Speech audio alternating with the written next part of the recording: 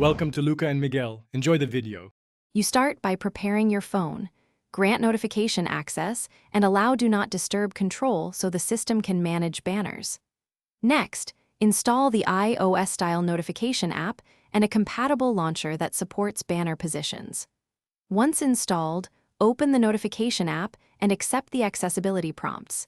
This is required for the app to intercept and reformat alerts. Make sure battery optimizations are disabled for both apps so Android won't stop them in the background.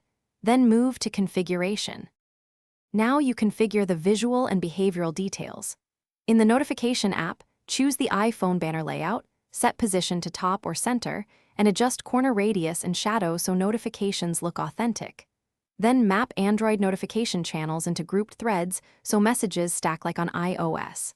Next, customize sounds and enable badge counts. Make sure swipe actions match iPhone gestures.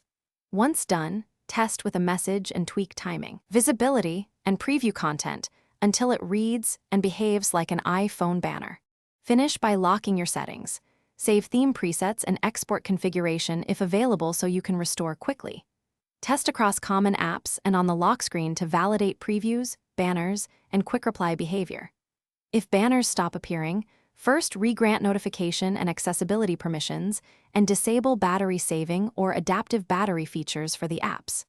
If problems persist, clear the app cache or reinstall the notification app. That usually resolves residual permission or database corruption issues and restores the iPhone-style experience.